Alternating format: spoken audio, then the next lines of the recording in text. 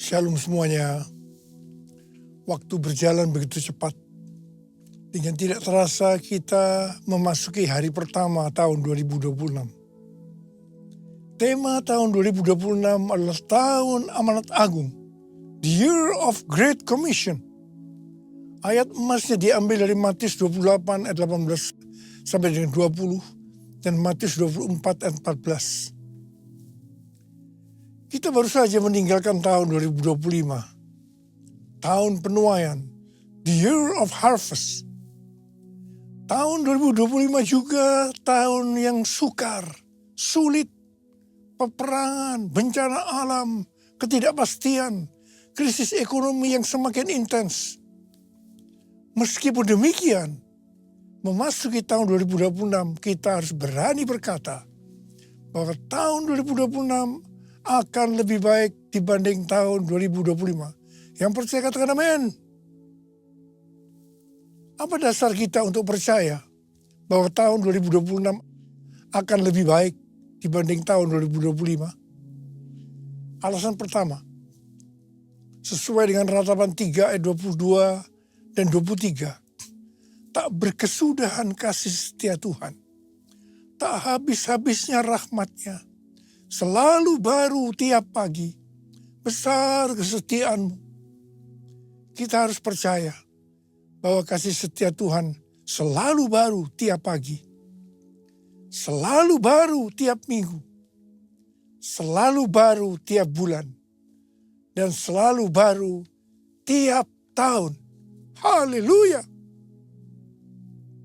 Alasan kedua, sesuai dengan ratapan 3 ayat 24 yang berkata, Tuhan adalah bagianku atau jiwaku. Oleh sebab itu aku berharap kepadanya. Jadi kalau kita berharap kepada Tuhan, maka kita akan berani berkata bahwa tahun 2026 akan lebih baik dari tahun 2025. Haleluya. Orang yang berharap Tuhan diperbarui kuatnya, terbang naik dengan saya Raja Wali. Berlari tiada penat, berjalan tiada lelah. Ajarku harap kau Tuhan. Berlari tiada penat, berjalan tiada lelah. Ajarku harap kau.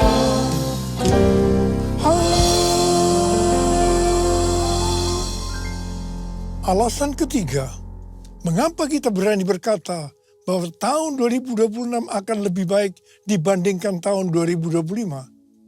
Karena kalau hati kita melekat kepada Tuhan, karena kita hidup intim dengan Tuhan, sesuai dengan Mazmur 91 ayat 14 sampai 16, maka hal yang pertama, Tuhan akan meluputkan dan membentengi kita terhadap sakit penyakit, panah api dari si jahat, jerat penangkap burung, kedahsyatan malam atau terror of the night yang berbicara tentang penculikan, perampokan, pemerkosaan, pembunuhan, terorisme, peperangan. Hal yang kedua, Tuhan akan menjawab ketika kita berseru pada masa kesesakan. Dan hal ketiga, Tuhan akan memuliakan kita.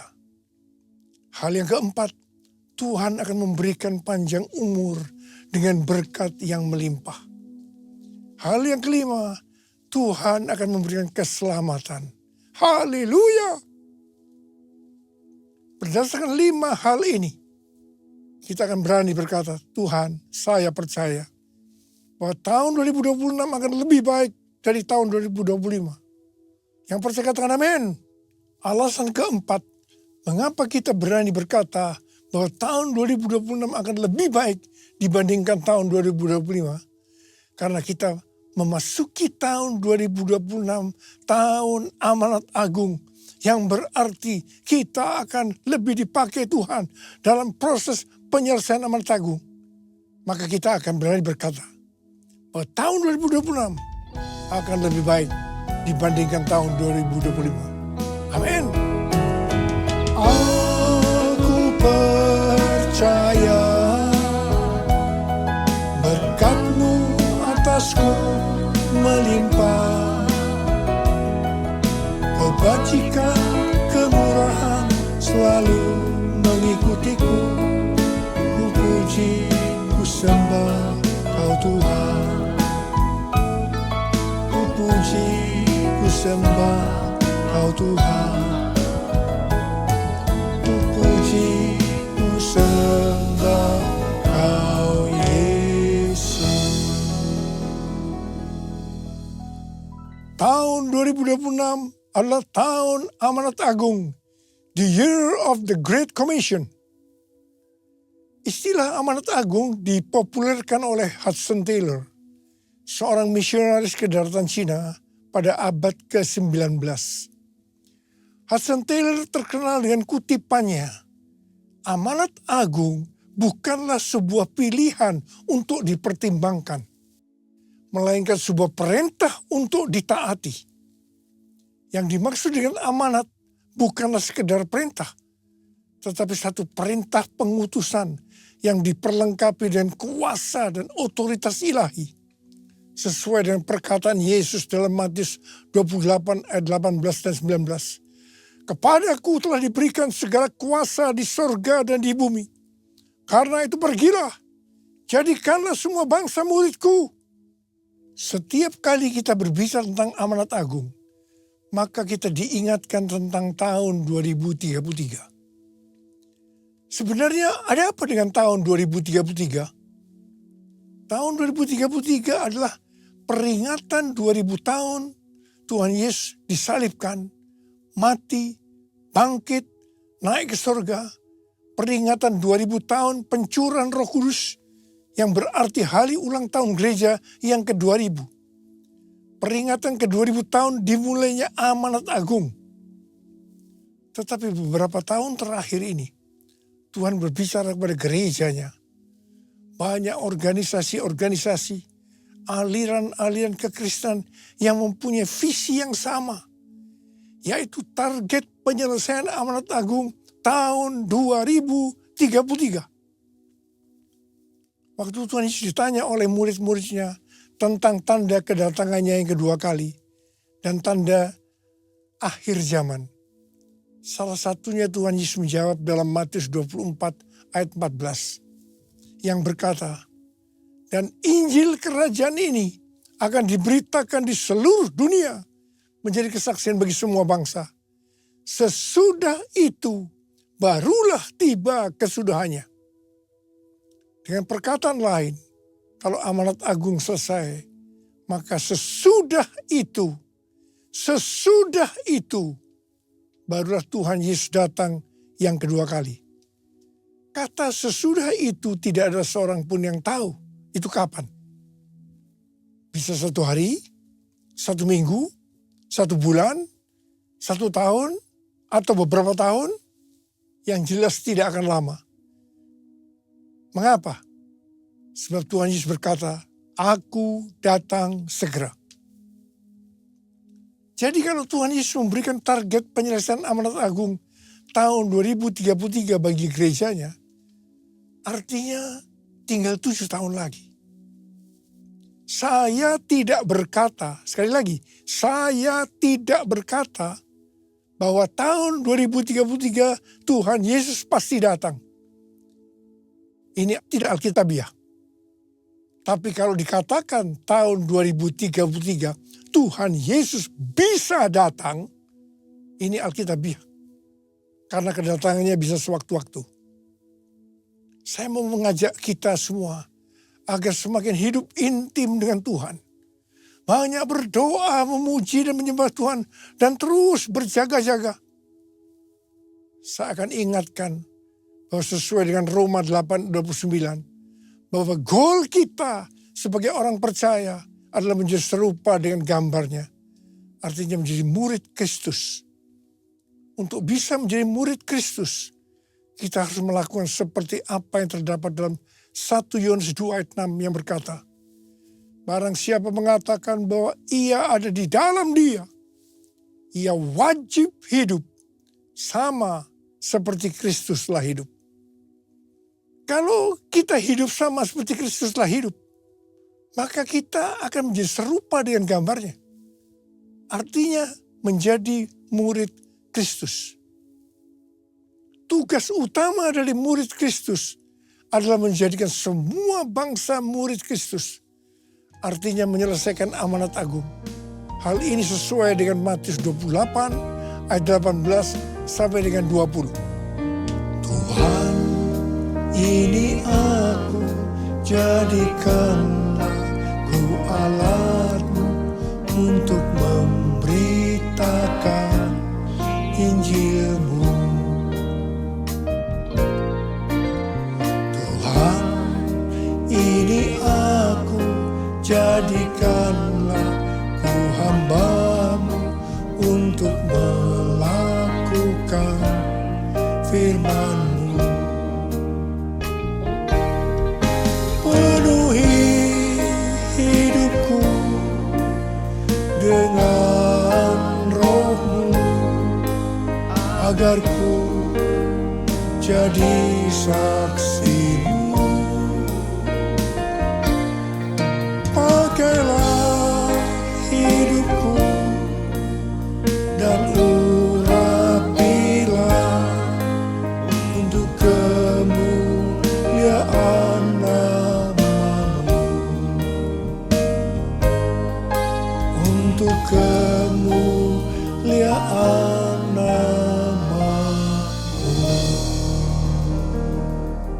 Sebagai murid-murid yang menerima amanat agung dari Tuhan Yesus, kita harus belajar cara Yesus melakukannya. Sehingga kita bisa menjangkau dunia dalam 7 tahun ke depan sampai tahun 2033. General Assembly yang ke-14 dari World Evangelical Alliance di Korea Selatan tanggal 27 sampai 30 Oktober 2025 yang lalu. Temanya adalah The Gospel for Everyone by 2033. Sebuah visi global bahwa Injil akan dijangkau ke semua orang dan semua bangsa hingga tahun 2033.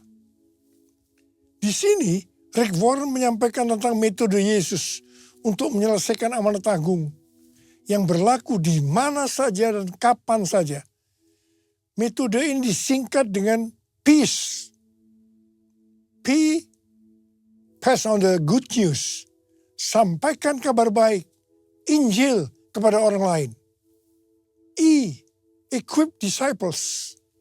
Perlengkapi para murid agar mereka bisa bertumbuh dan melayani.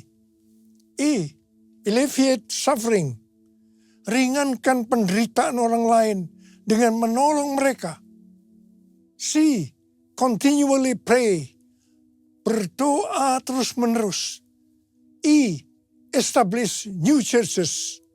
Dirikan gereja-gereja baru. Jadi ada 5 hal metode Yesus untuk menyelesaikan amanat agung. Yang pertama, sampaikan kabar baik, Injil kepada orang lain. Yang kedua, perlengkapi para murid agar mereka bisa bertumbuh dan melayani. 3, ringankan penderitaan orang lain dengan menolong mereka. 4, berdoa terus-menerus. Dan yang kelima, dirikan gereja-gereja baru. Perlu digarisbawahi bahwa kita harus melakukan semuanya ini seperti Tuhan Yesus melakukannya agar amanat agung selesai. Supaya kita bisa melakukan seperti Yesus melakukan sehingga amanat agung selesai, maka kita harus memiliki sifat atau karakter yang benar sebagai murid Kristus. Alkitab memaparkan karakter ini dalam 4 gambaran, yaitu anak kecil, prajurit, olahragawan, dan petani. Yang pertama, untuk bisa menyelesaikan amanat agung diperlukan karakter seperti anak kecil.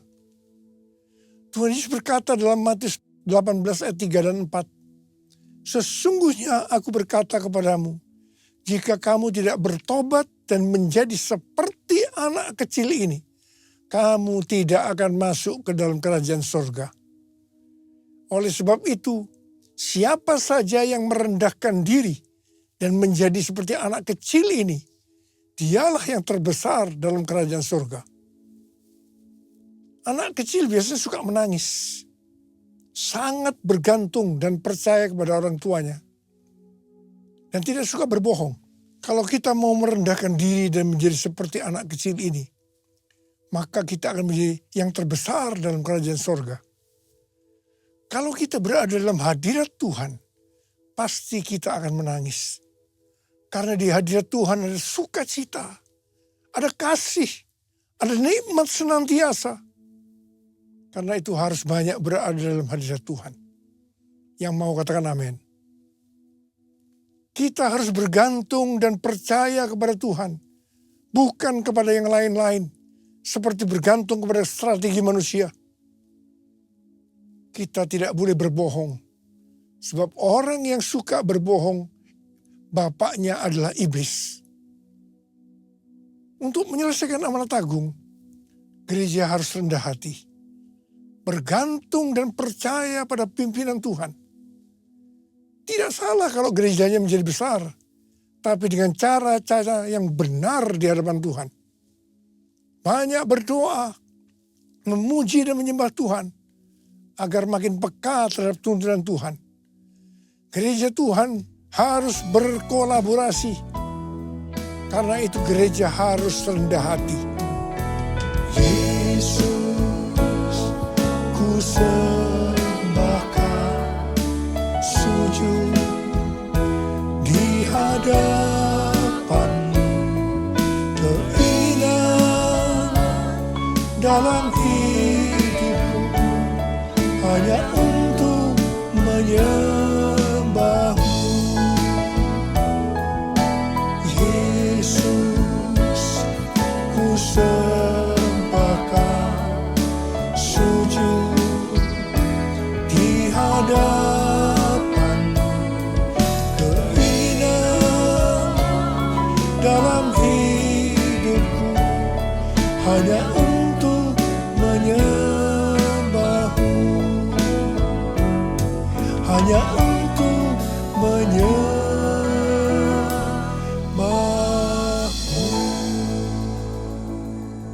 Yang kedua, untuk menyelesaikan amanat agung diperlukan karakter prajurit.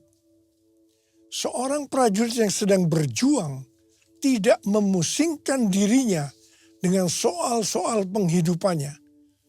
Supaya dengan demikian ia berkenan kepada komandannya. 2 Timotius 2 ayat 4. Ini bukan berarti kita tidak boleh bekerja atau berkeluarga. Tetapi masalah-masalah kehidupan sehari-hari tidak boleh menghambat fokus panggilan utama kita sebagai murid untuk menyelesaikan amanat agung. Dengan demikian, kita akan berkenan kepada komandan kita, yaitu Tuhan Yesus Kristus. Dalam tahun amanat agung ini, iblis akan makin keras berusaha untuk mengalihkan perhatian kita dalam menyelesaikan amanat agung. Hati-hati, jangan sampai dialihkan oleh keinginan daging, keinginan mata, dan keangkuhan hidup. Dalam Alkitab, paling tidak ada 104 ayat yang berbicara tentang kesombongan atau keangkuhan. Amsal 6 ayat 16 sampai dengan 19 berkata, 6 perkara ini yang dibenci Tuhan, bahkan 7 perkara yang menjadi kekejian bagi hatinya. Mata sombong, lidah dusta, tangan yang menumpahkan darah orang yang tidak bersalah, hati yang membuat rencana-rencana yang jahat, kaki yang segera lari menuju kejahatan, seorang saksi dusta yang menyembur-nyemburkan kebohongan, dan yang menimbulkan pertengkaran saudara. Amsal 16 ayat 18 berkata, kecongkakan mendahului kehancuran, dan tinggi hati mendahului kejatuhan. Yesaya 13 ayat 11b berkata, kesombongan orang-orang pemberani akan kuhentikan. Dan kecongkakan orang-orang yang gagah akan kupatahkan. Matius 23 ayat 12 berkata, dan barang siapa meninggikan diri, ia akan direndahkan. Dan barang siapa merendahkan diri, ia akan ditinggikan. Yakobus 4 ayat 6 berkata, Allah menentang orang yang congkak, tetapi memberi anugerah kepada orang yang rendah hati. Hari-hari ini saya banyak melihat anak-anak Tuhan dan para pemimpin dilemahkan oleh Tuhan. Seperti yang juga dialami oleh Rasul Paulus. Ini semua diizinkan Tuhan. Supaya kita tidak meninggikan diri. Tuhan berkata, dalam kelemahanlah kuasaku jadi sempurna. Kalau kita mau dipakai Tuhan lebih lagi, maka kita harus siap untuk dilemahkan. Yang ketiga, untuk menyelesaikan amanat agung diperlukan karakter olahragawan. Seorang olahragawan hanya dapat memperoleh mahkota sebagai juara apabila ia bertanding menurut peraturan-peraturan olahraga. Supaya bisa menurut peraturan-peraturan olahraga, Rasul Paulus berkata dalam 1 Korintus 9 ayat 26 dan 27 sebagai berikut. Sebab itu aku tidak berlari tanpa tujuan. Dan aku bukan petinju yang sembarangan saja memukul. Tetapi aku melatih tubuhku dan menguasainya supaya sesudah memberitakan Injil kepada orang lain, jangan aku sendiri ditolak. Jadi untuk bisa menurut peraturan olahraga, Rasul Paulus melatih tubuhnya dan menguasainya. Di sini kita melihat bahwa untuk menyelesaikan amanat agung tidak mudah. Melatih tubuh dan menguasainya itu perlu pengorbanan. Hal ini perlu kita lakukan supaya seperti yang Rasul Paulus katakan, supaya sesudah aku memberitakan Injil kepada orang lain, jangan aku sendiri ditolak. 1 Yohanes 2 ayat 6 berkata, barang siapa mengatakan bahwa ia ada di dalam dia, ia wajib hidup sama seperti Kristus telah hidup. Ini harus dilakukan kalau mau pelayanan kita dalam menyelesaikan amanat agung seperti metode yang Yesus lakukan. Sehingga kita akan melihat tahun 2033 target penyelesaian amanat agung terjadi. Haleluya. Yang keempat, untuk menyelesaikan amanat agung diperlukan karakter petani. Alkitab menggambarkan sosok petani yang sabar, tekun, dan setia menabur. Petani tahu bahwa hasil tidak instan. Ia menabur, menyiram, menunggu, dan memelihara. Demikian juga dengan penyelesaian amanat agung. Hasilnya tidak instan. Ini bukan pekerjaan sehari. Kita harus menabur setiap hari. Menabur penginjilan lewat hubungan pribadi. Menabur kesaksian lewat pekerjaan dan profesi. Menabur tenaga dan waktu untuk pemuritan. Menabur kasih untuk meringankan penderitaan. Menabur doa tanpa henti. Menabur untuk pendirian gereja-gereja baru. Semua yang menabur pasti menuai. Saya mengajak untuk menabur semua hal ini setiap hari. Sampai amanat agung selesai. Dan setelah itu Tuhan Yesus datang kembali. Haleluya. Bumi penuh kemuliaan-Nya. Bumi penuh kemuliaan-Nya. Bumi penuh kemuliaan-Nya. Sucilah Tuhan. Sucilah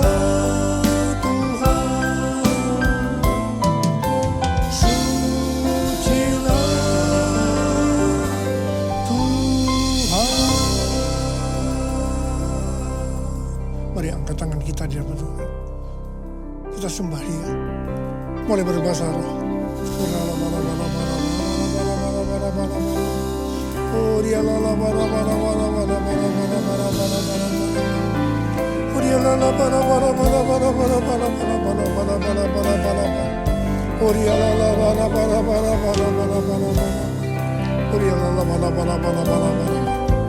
Oh Jesus, Jesus, Jesus, Jesus. Bapa, kalau kau izinkan kami boleh memasuki tahun 2026, semua karena kemurahan Tuhan. Terima kasih Abah. Terima kasih kami boleh memasuki tahun yang baru ini. Dan kami percaya tahun 2026 akan lebih baik dibandingkan tahun 2025. Kami berdoa buat setiap anak-anak-Mu ya Abah. Berkatilah mereka masuk ke tahun yang baru ini. Pakai kami dengan lebih dahsyat lagi untuk menjadi alat-Mu menjelaskan amanat agung sampai dengan tahun 2033. Oh urapi saat ini ya Abah. Urapi kami. Terima pengurapan Tuhan. Terima.